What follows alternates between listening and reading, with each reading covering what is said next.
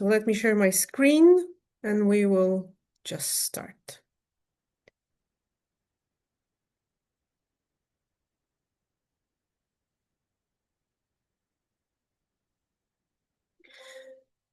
Okay, so today we would like to speak a little bit about the community-based adaptation and resilience to see actually how this topic can be tackled by not only by the citizens to bring this, let's say, topic closer to you, to introduce you to the topic, to explain some basic or maybe not even the basic terms regarding the adaptation and the resilience.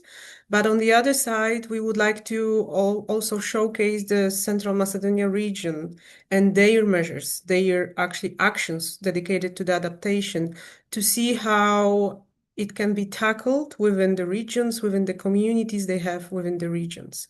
And afterwards, we would like to also invite you all and actually introduce you all to the citizen survey, which we are going to run in the Central Macedonia region to find out how the climate adaptation topic is recognized and how the actions taken by the agency, by the Central Macedonia region agency, are recognized as well.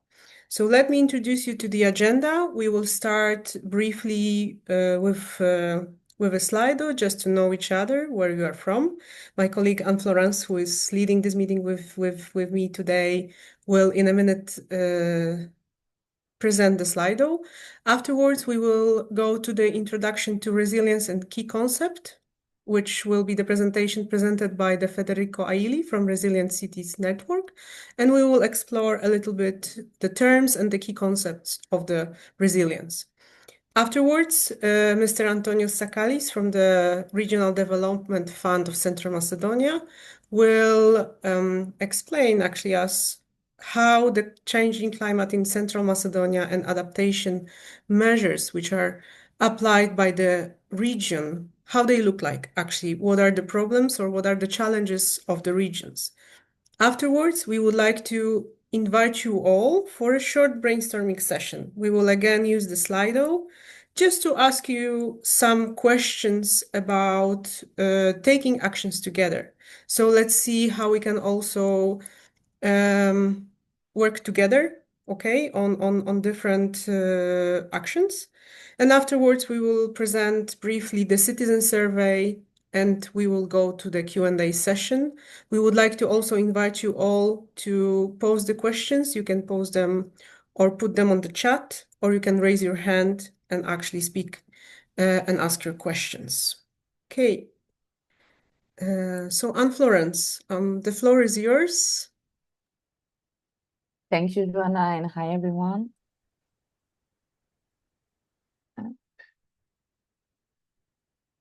Can you see my screen? Yes. Okay, perfect. So I'm just inviting you all to please scan the QR code, and we are going to start in a few seconds.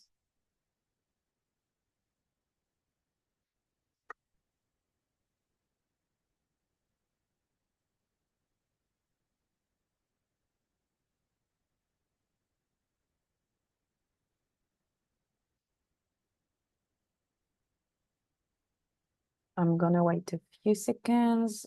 If anybody has issues connecting to the Slido, please let me know. But it should be fine. It is working, at least here. Okay.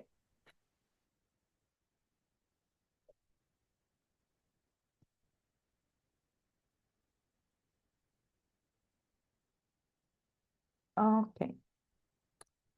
So the first question, as you saw, is where do you come from? Just in order to get to know each other and to see, to have an overview of who is attending. We have Belgium, Spain, Greece, Thessaloniki, The Hague, Poland, Greece again, Turkey. Okay, nice.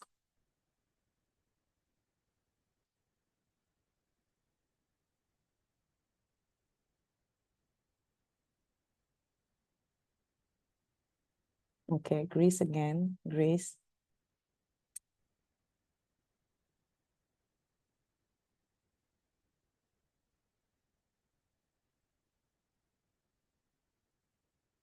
Okay. Okay, so good. We have a major part of people that come from Greece, but it's also good to see people from other countries. Of course, this seminar can always give you insights within your regions to have some solutions regarding climate resilience. Yeah, I think, Joanna, we can pass to the presentation. Yeah, thank you, Annie, and Florence. I'm happy that we see a lot of colleagues from Greece and actually from the Thessaloniki and Central Macedonia region. I'm really happy that you joined us, and I hope that this meeting will be also valuable for this particular region as well. Thank you, Annie, for the Slido, and then I would like to pass the floor to our colleague Federico Aili, who will present the key concept. Please, Federico. Thank you very much, and good afternoon, everybody. I think we should be more or less in the same time zone. So I think yeah, good afternoon seems right. My name is Federico Aili, and I'm part of Resilience project as well. But I also work as a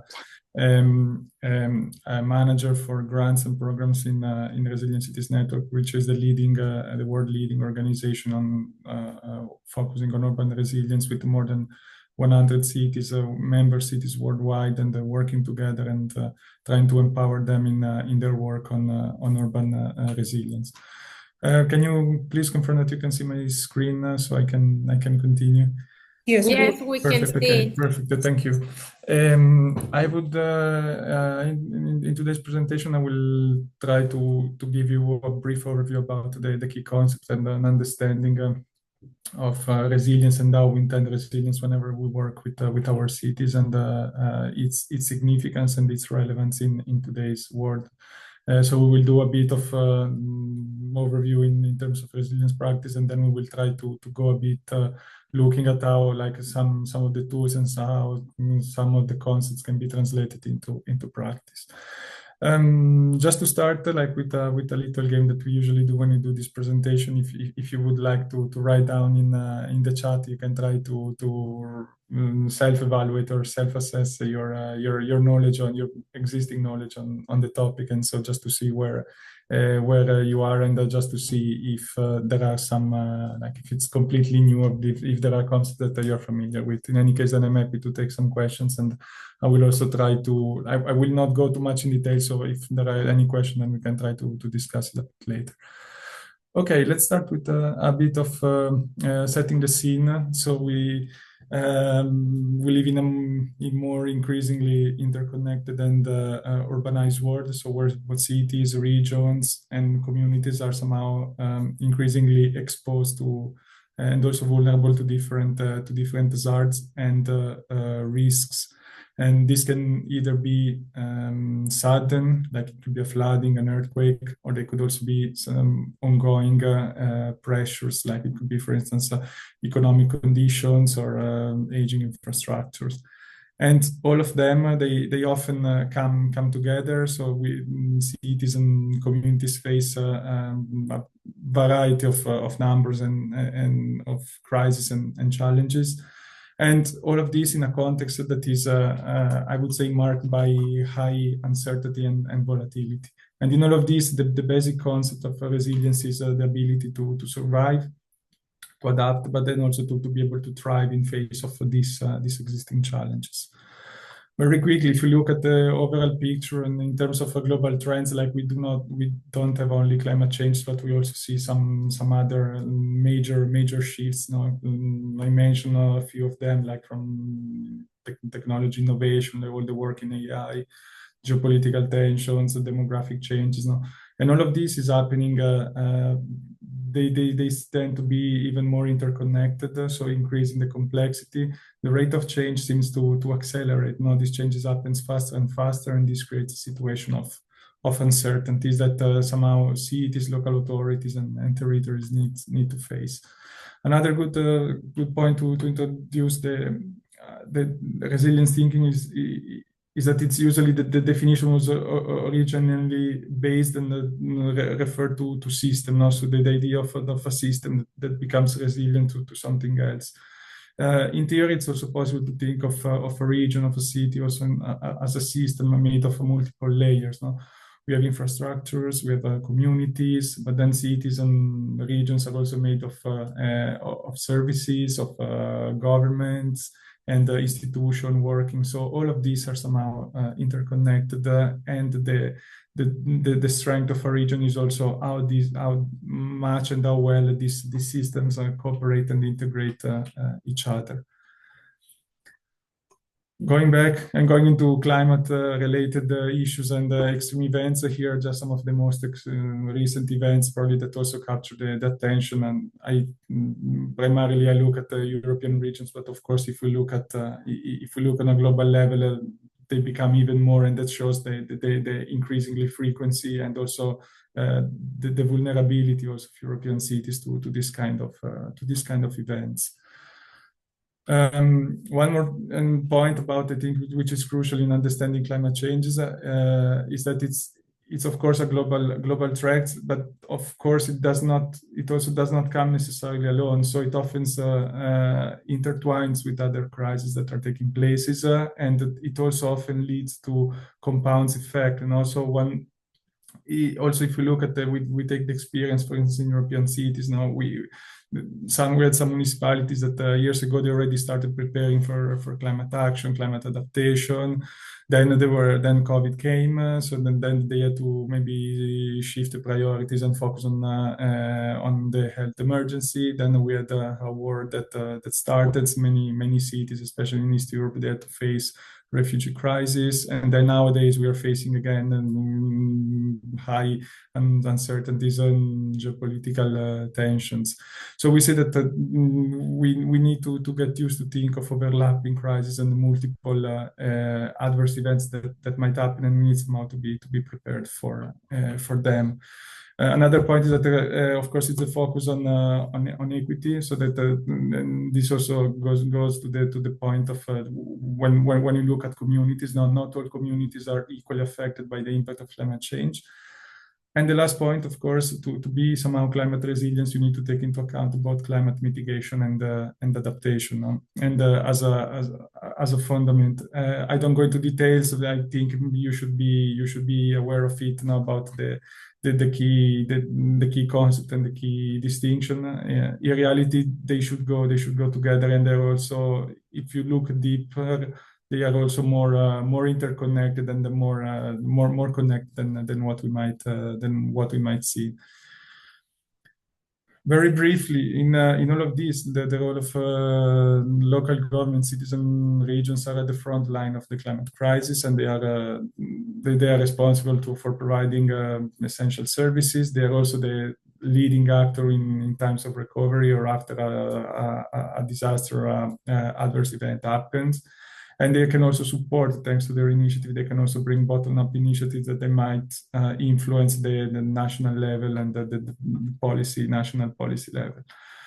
However, there is also the role of the communities. Now, there is also space for citizens, for local communities when it comes to things in terms of resilience action and climate adaptation. And this might go from individual behavior, sustainable practices, to focus more on awareness and education, and also to participating in activities, engagement, and overall more general advocacy on that. So there is space, both local government but also communities can work and can think in terms of resilience and adaptation.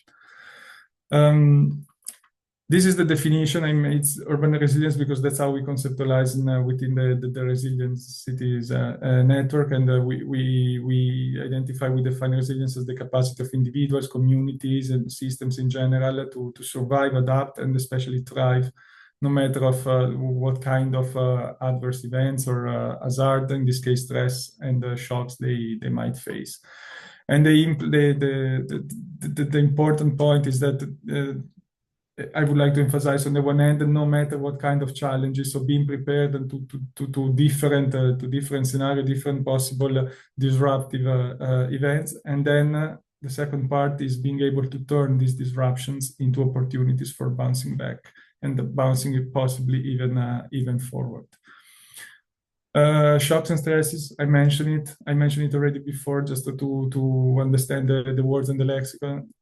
Shocks are somehow sudden, natural, or human-made event that affects a system. So they are somehow sudden, they could be more or less predictable, but they happen suddenly, and they have some usually a big consequence, and they affect the basic functioning of systems. Think of flooding, earthquakes, but also wildfires or other events, also non-climate related, like it could be a disease outbreak.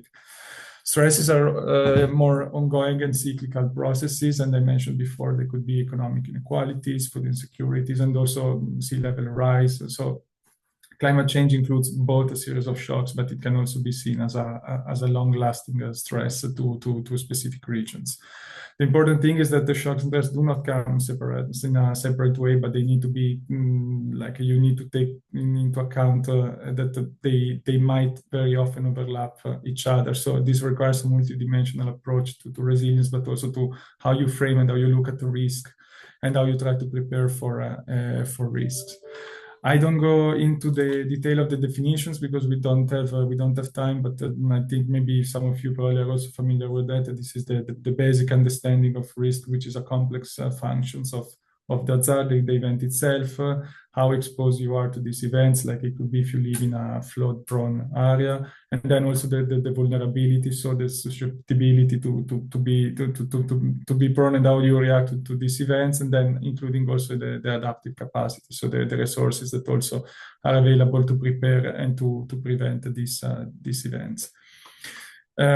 This also leads to connect to the point of risk, how you manage risk, which is not always not just a matter of preparing or react after a disaster or an event, an adverse event take place, but it's a continuous and a circular process of also how you prepare for it and how you reduce and mitigate the possible risks. A few reflection on some of the tools and the practices.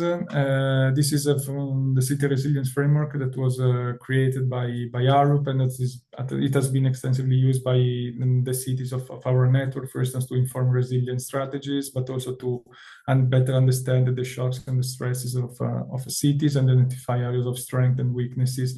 And in general, it gives you the holistic aspect of resilience, looking at all its dimensions.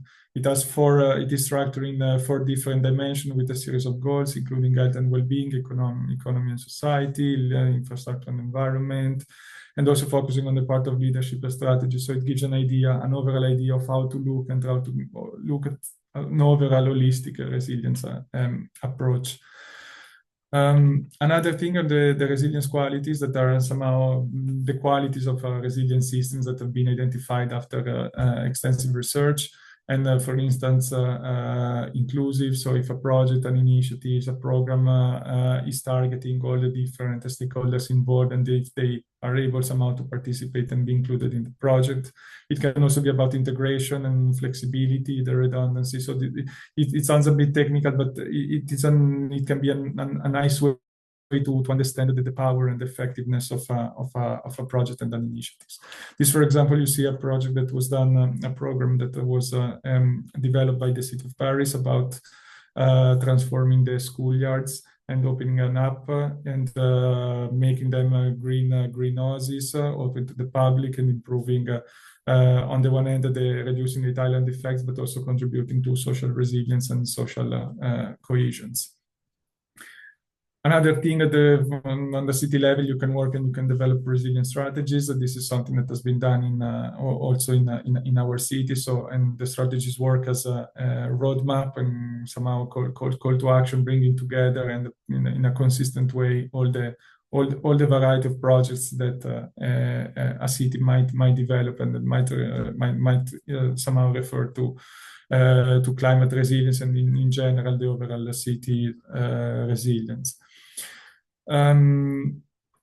toward the end, and to wrap up, I would like to stress one concept, and it's about the benefits of a resilience approach and what a resilience way of doing things might, the benefits that it might bring.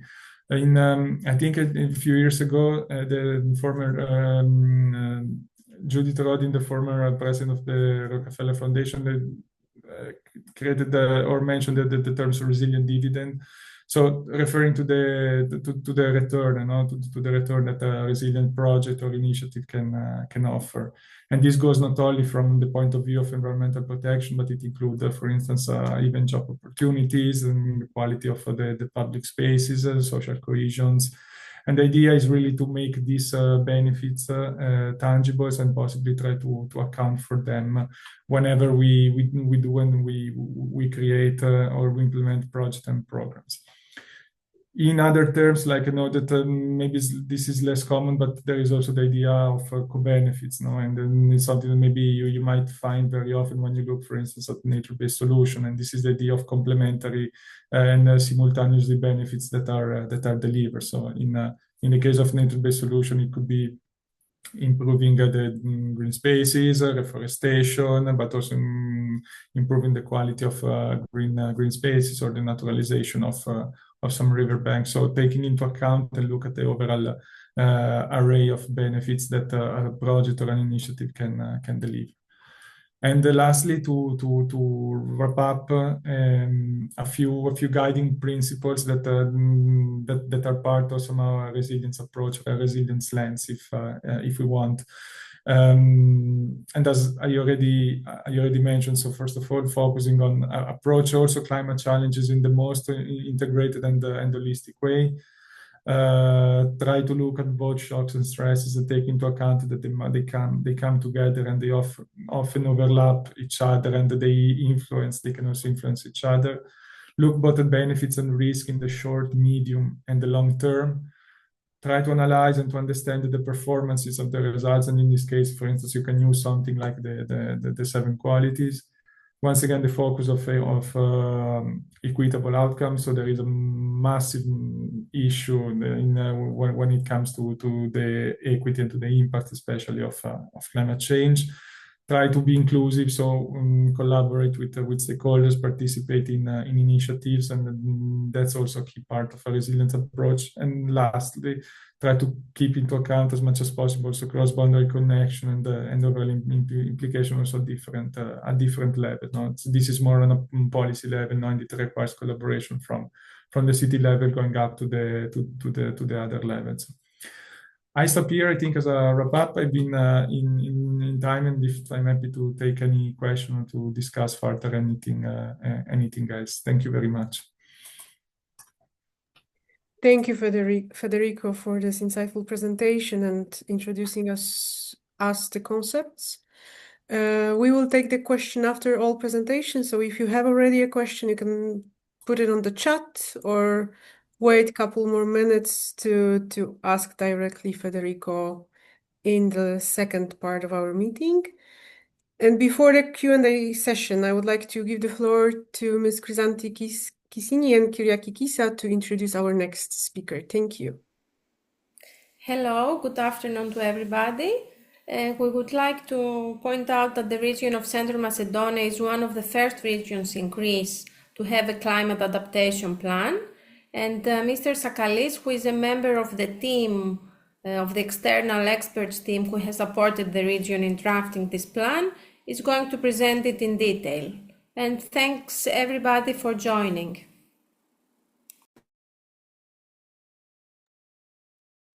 Thank you. Mr. Antonio Sakalis, the floor is yours. So if you would like to start with your presentation, please do so. Thank you, Joanna, for the moderation, and thanks to the Regional Fund, Development Fund of Central Macedonia for the invitation. I believe you can see my presentation in full screen now. Yes, it's working. It's not in the full screen, but now, thank you. Excellent, thanks so much. I'm Antonis Sakalis from Enviroplan, We were the leaders of a consortium consisting of Enviroplan and the Aristotle University of Thessaloniki for the development of the Regional Climate Adaptation Plan of Central Macedonia. We worked from early 2020 up to the end of the project in 22. But obviously, due to the long time for the institutionalization, we finished by 23. Anyways, it's finally a plan that supports as an umbrella study the region, and we're very happy to cooperate with the region, the fund, and all the different stakeholders that participated in our exercise. So a few things about Enviroplan. We are a private consulting firm founded 35 years ago in Athens. Apart from our headquarters in Athens, we are also based in Thessaloniki and Heraklion in Greece, also in the Balkans, in North Macedonia and Romania, and also in Turkey, in Cyprus, and Saudi Arabia. All our work is certified by different certificated ISOs. We quite like to be involved in projects from their initial concept up to the end of their life in multidisciplinary solutions. We mainly offer services in advisory, in engineering, in technical consulting, and also project management. And climate change is one of our areas of expertise, both in Greece and also internationally. At the moment, we work in 25 countries, mainly EU, the Balkan states, Turkey, and Middle East, but we also have some involvement in Central Asia. And we work both for different international donors, financial institutions, but for local governments, central governments, and private enterprises. You see a list with different well-known investment banks and other authorities. Just before I start my presentation, I wanted to pinpoint a bit the history of climate adaptation in Greece. All things started from a study being committed by the Bank of Greece in 2011 that gave all the insights needed for the development of the National Climate Adaptation Strategy, the NAS in 2016 by the Ministry of Environment and Energy. Afterwards, a law and a ministerial decree gave the necessary input in order to start the different regional adaptation planning in the 13 regions of Greece. Most of the plans have been concluded, but it was a long time. It took more than 6 or 7 years for a few of them because of the immaturity in reality, both in the central government, but also in the regional and local authorities to proceed. And at the moment, the National Adaptation Strategy is being revised. It's a part of a deliverable from the Life IP Adapting GR project, and it's expected by the end of the year. Now, why we need implementation of this PESPCA or RAP in Central Macedonia? First of all, it's a legal obligation, but on the other side, it's an important tool, an umbrella strategy that supports the strategic planning of the region to get the financial resources needed and protect, enhance the resilience against the impacts from the temperature rise, the decrease in the precipitation, the increase in the frequency and intensity of extreme weather events, and sea level rise. You see a few events that happened in the last few years in municipalities and geographic areas of the region of Central Macedonia. Now, I'm not going to stick a lot on the part of expected climate change in the future. We worked extensively with the Aristotle University of Thessaloniki. We received material from Cordex project in association with the 5th IPCC assessment report. And we assessed climate change in 2 different scenarios of climate change, RCP 4.5 and 8.5, in 3 different time horizons, short term 2011 to 2030, medium term 2031 to 2050, and long term 81 to 2100, in comparison to a reference period 1986 to 2005. And as it is obvious, we expect the temperature to increase up to 4 degrees Celsius up to the end of the century. A bit higher temperatures in summer than in winter. Of course, much more increased energy demand for cooling than for heating. Increase to the growing season, but this has to be correlated with the limitations from the water resources. And we also assessed forest fire risk, and we expect a lot of risk in the coming years.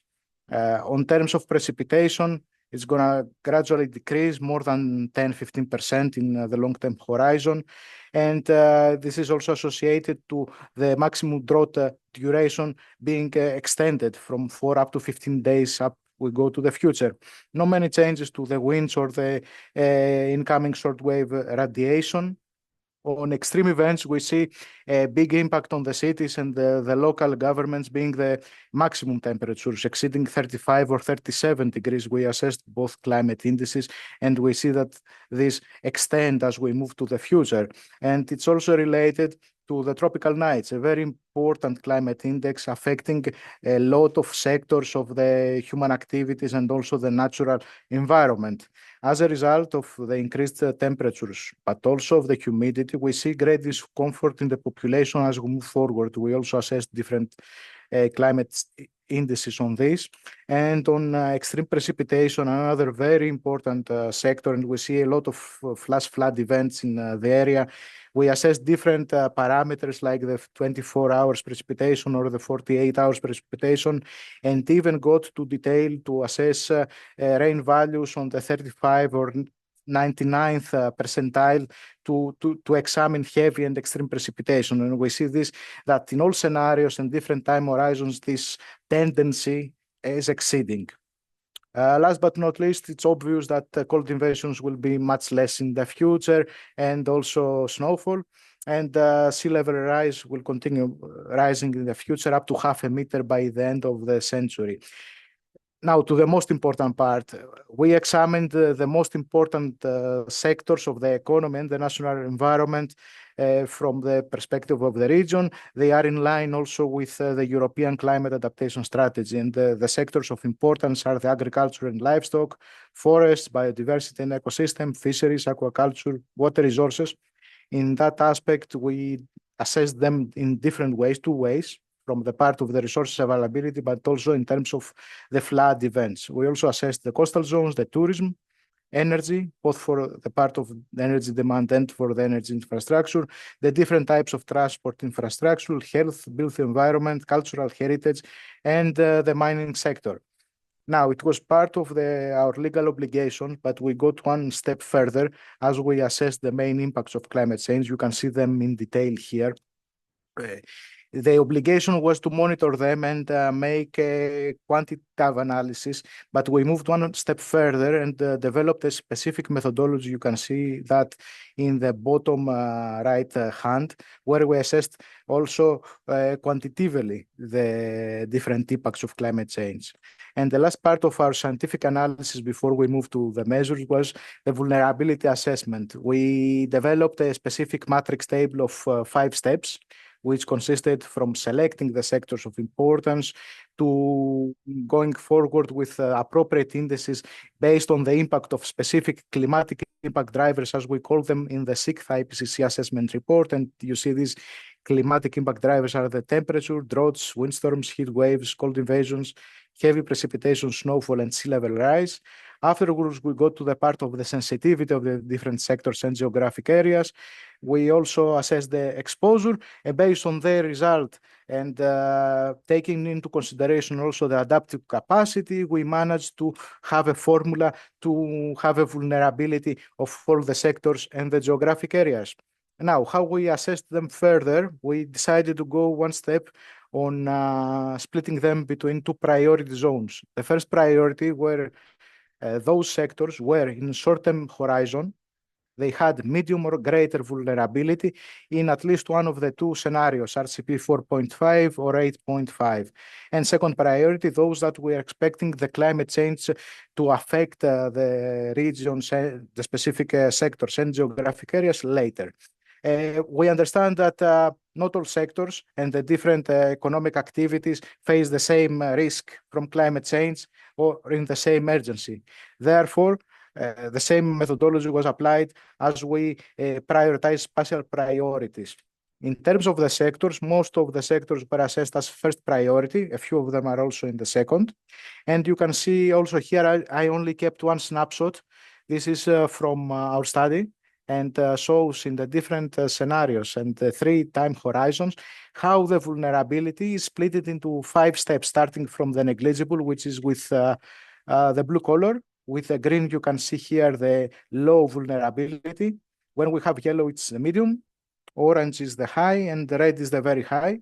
Obviously, the geographic areas, these are the uses of agricultural importance. And those with medium or higher vulnerability have a higher prioritization in the implementation of the measures. Going then to the main importance of this presentation, throughout the regional planning, we developed around 200 measures in these 13 sectors. With an estimated adaptation cost of around 230 million euros. I'm gonna just show you the most prioritized measures in the sectors of importance for the region. Here you can see the horizontal measures, which are, of course, in the first priority. We start by activities to support the Central Macedonian municipalities in the preparation and implementation of different plannings, and also to integrate consulting services to evaluate the large and medium-scale projects that are needed to address the impacts of climate change. Of course, very important is to have communication technologies and early warning systems to inform when we have extreme weather events. And also you can see we have proposed a specific mechanism, an observatory to monitor the implementation of the planning and also to assess the different strengths and weaknesses within the region. A fourth key horizontal action is to have training activities and also citizen engagement in all the different activities. Probably agriculture and livestock are the sector with the highest budget and the most measures, and it's realistic because of the nature of the region. We have integrated different measures on the specialization needed to assess the impacts of climate change on different crops in the agriculture. We're emphasizing on crops of key importance and in the region and importance in terms of the GDP of the region, communication activities, different tools needed to support the agricultural policy of the region, monitoring for the critical parameters on the agricultural sector like the desertification degree. Important is the part of the correlation between water resources and climate adaptation, and there are specific measures in it. The potential need to change the biological material and the cultivation techniques as the climate change moves forward, and we see this intensity in the different crops. And we have also proposed the different measures for the disaster risk management on farming with early warning systems. These are getting integrated to the horizontal measure. And of course, on the livestock and pastures, additional measures to support the professional breeders and the agencies to support them as they adapt to climate change. On the sector of biodiversity and ecosystems, we proposed 18 measures in total, and they reflect on enhancing the knowledge on biodiversity on the region, on enhancing the ecological services, planning services, protect the different management like food, wood, soil. Another important part is the coastal zone and how you protect and strengthen the coastal ecosystems. Again, we integrated a monitoring mechanism. In this case, it's important for the invasive species, both for terrestrial and the aquatic ecosystems, and of course, communication and awareness raising activities. On water resources, from the part of the availability, resource availability, we proposed 18 measures. You can see that they vary from the part of assessing the climate change on specific vulnerable systems, both in terms of quality and quantity, and the risks that they are associated with the limitation of the water resources, establishment of monitoring networks, promotion of water conservation in the different sectors that use these water resources, mainly agriculture, tourism, industry, and housing. Modernizing the water supply networks, promotion of the treated wastewater reuse in the key sectors of the economy that use water resources, develop activities and land uses that are more friendly to the available water resources. Again, on the policy level, integrating the results into the planning of the regional water resources, and of course, activities to inform and raise awareness to the public, but also to private authorities and businesses. In terms of rivers, again, very important sector. It's important from one side to have specialized studies to protect the most vulnerable areas and infrastructure. Also develop networks to monitoring the water supply and the critical water bodies of the region, integrating the impacts of climate change on the flood resilience planning, and soil protection from erosion.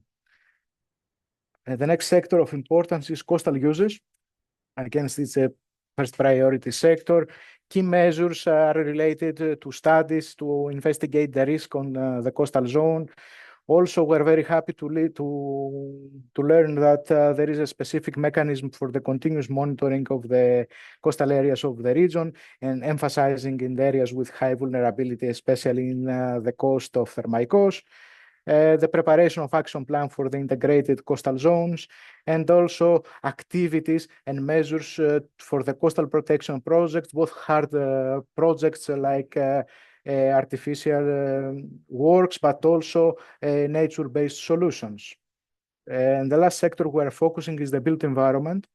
Again, a first priority sector with 16 measures, where the main focus should be on the urban areas to support with green infrastructure through nature-based solutions, again, adapt the public buildings in the risk of climate change, increase also the blue infrastructure, support the settlements, especially those which are within flood risk zones and landslide zones. Central Macedonia is one of the areas with quite a big part of its being within flood risk zones and landslide zones. Updating the spatial planning based on the needs from climate resilience, and expanding the urban forests of Thessaloniki and other big cities in order to support and improve the thermal environment in the cities, and of course communication mechanism in cases of extreme events. Now, why is important?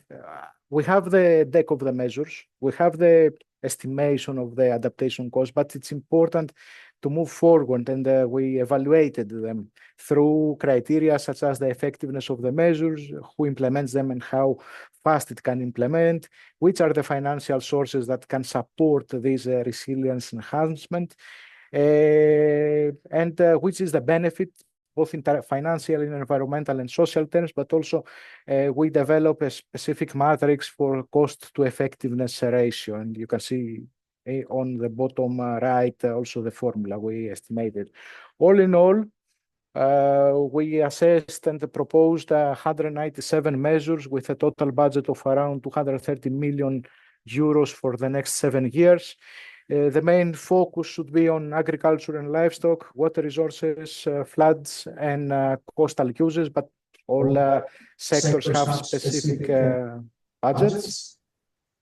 And we also assessed the measures in relation to their cost category. You can see that we have proposed administrative measures, studies, very important for the maturation process, pilots and research works, very important. And you see here that they take the biggest part of the adaptation costs, of course, the hard implementation works needed, equipment, monitoring, warning systems, communication, but also incentives and grants. We see that in Europe nowadays, the biggest part in the resilience cost is given to incentives rather than on grants.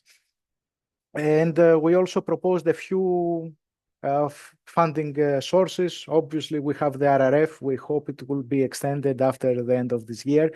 It was an important tool after the COVID crisis. We're happy that we have also the EU mission on adaptation that Resilience is part of and is supporting local adaptation.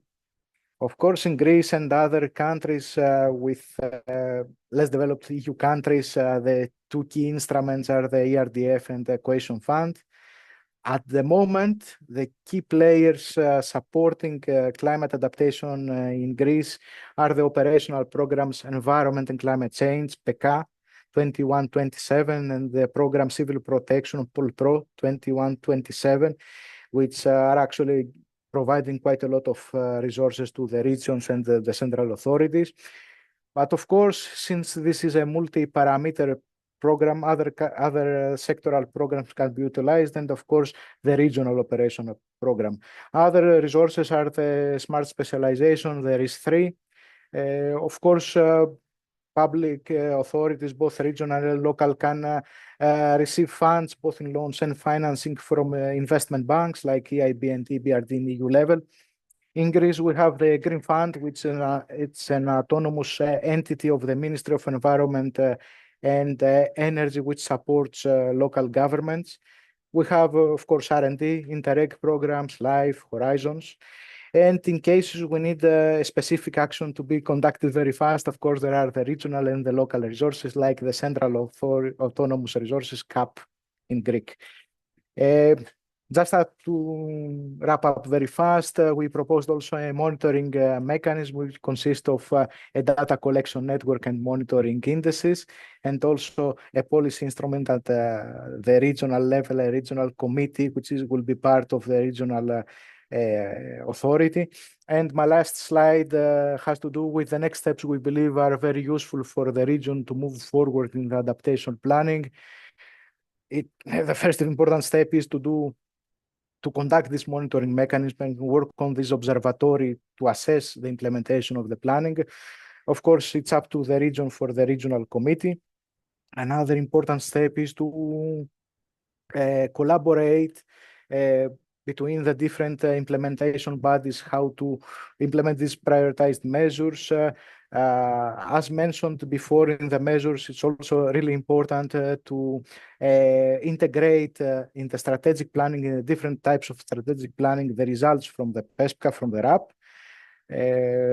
One more thing is to integrate the results of the different sectors of the vulnerabilities within the environmental permitting. We see that very proudly that this is happening in both in the environmental permitting of the different projects. It's a law that passed last year, but it's also happening in terms of the new infrastructure.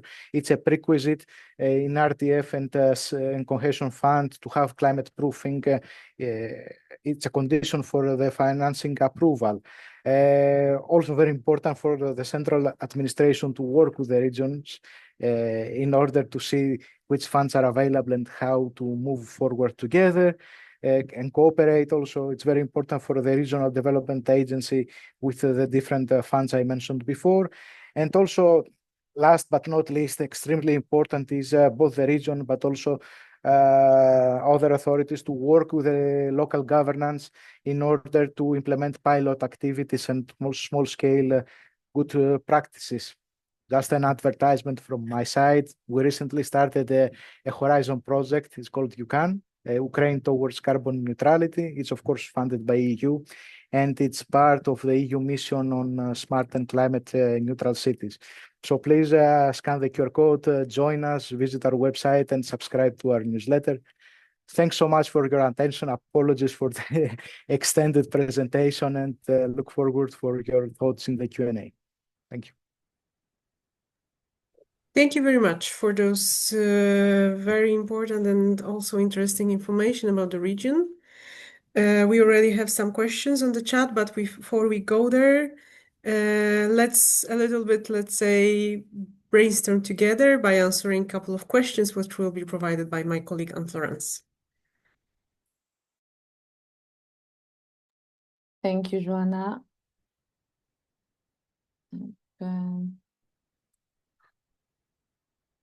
I'm not sure if you can see my screen already.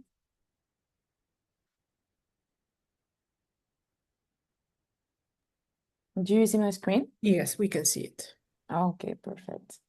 So let's keep going on our quick slide. So the next question, what will help your community the most?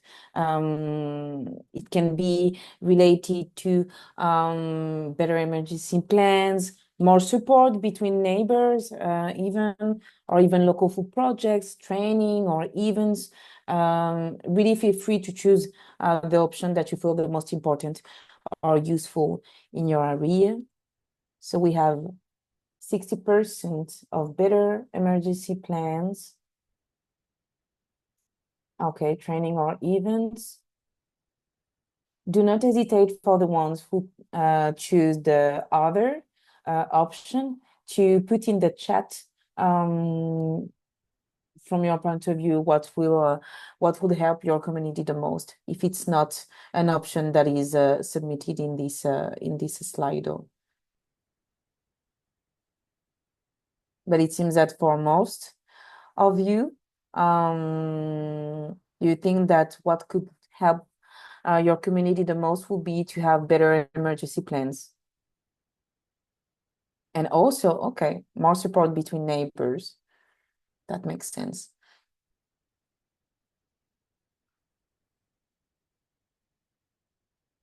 Okay, most of you answered better emergency plans. Okay. And I don't know if everyone has already voted. I think yes. Okay, so in this logic, do you think that after this webinar you feel more ready to take action in your community? And if so, what would be on your individual level the actions that you would like to take?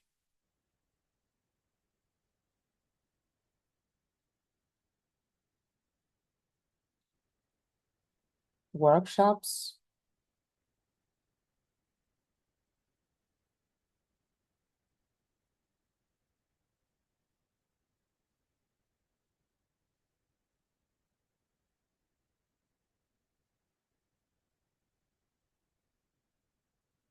Action needs funding.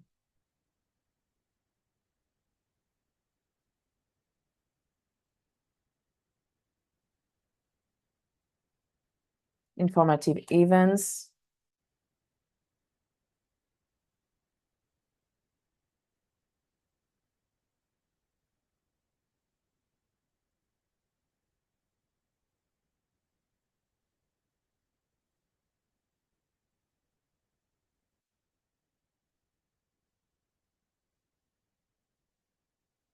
Local action.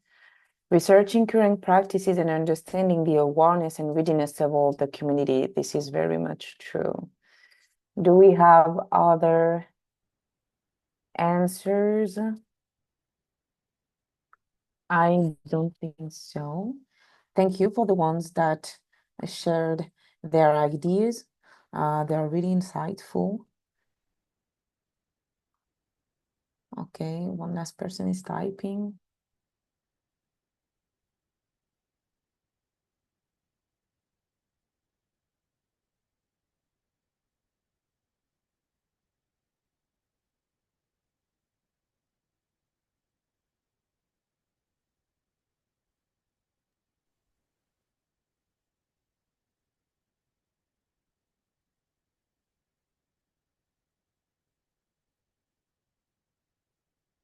Okay, 30 more seconds.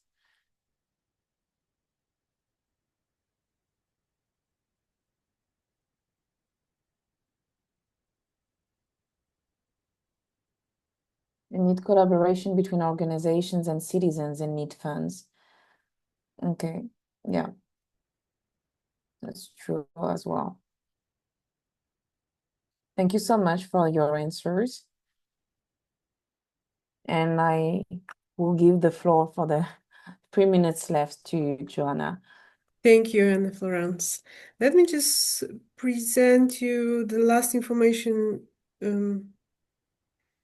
about the citizen survey, which we just launched today, about the understanding how communities actually can engage with the climate change to build more resilient future, to check how the climate adaptation measures are seen in the Central Macedonia, which are the most recognized, and actually how the concept of climate adaptation has been understood by the citizens. So if you're from the Central Macedonia and you're right now with us, please scan the QR code, which will direct you to the Central Macedonia survey, which is ready, and just provide your answers if you feel free to support us with evaluating the the knowledge. We are going to run the survey for, I would say, couple of months, just to gather as many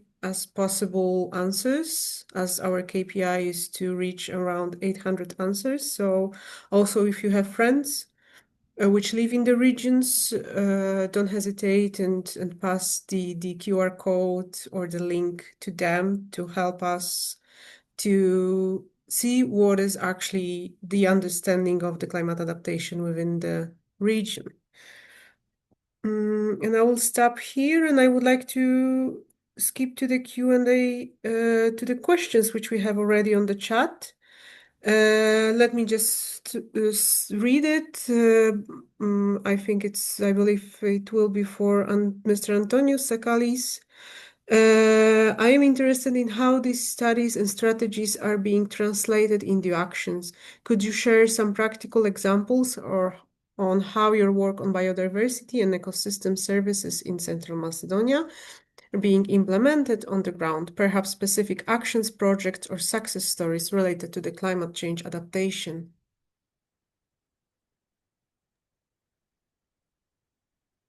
Well, at the moment, our contract has been concluded by the Strategic Environmental Assessment Study, and this roadmap from onwards, it was part of the region to develop the necessary, let's say, steps required in the different sectors. You are able to see, if you're Greek, because it's obviously published in Greek, you are able to read this RAP. It's available in the region's website. At the moment, we know that there are efforts, especially from the academia in part of the biodiversity, but I'm not aware of the results yet. It's up to the region, I guess, to tell us if something has been done. Thank you. Also, there is another part of this question about the collaboration and facilitation between different actors. Could you also, Antonius, briefly share some words how the collaboration among different actors I can looks tell like? you during the period of our contract from 2020 until 23, let's say, we conducted a lot of stakeholder engagement. More than 150 stakeholders participated, all different regional and municipal authorities, the extended government, the key ministries that are related to climate change. And then we had citizen groups, NGOs, universities. It was a lot of people, and we made 3 rounds of survey, I believe, to collect data in the first stage. In the second stage, it was an exercise to tell us their thoughts on the measures we proposed initially. And the third stage was when actually 4 stages. The third stage was when we published the draft strategy, the draft plan. And actually, we got a lot of comments. It was an online consultation. But the audience had access and could respond us to email, and they did. And the fourth and last stage was when we published the Strategic Environmental Assessment Study, and again, we had another round of consultations. After that, again, it's up to the region to decide which measures should be implemented first. We had discussions with the region. They have participated in many events hosted both by the ministry and the regional authority. And I believe a lot of things have been done in terms of engaging the population, but I'm not sure about what is happening at the moment. Thank you very much for the answer. I believe we don't have more questions from the chat, or I don't see them. In case you would like to have a follow-up after the event, you can always direct the questions via the Regilience website, via the contact form, and we will provide you the answer. For now, I think I would like to thank to all of you for joining our session, since we are just started to approach to the end. thank you for joining. I hope it was an interesting session for you to learn about the actions taken by the Central Macedonia, but also about the different topics or key concepts related to the climate change and the resilience. Thank you also Federico and Antonius for joining the session and finding the time to present very interesting topics by both of you. And yeah, this is all I would say. Thank you very much for joining our seminar today.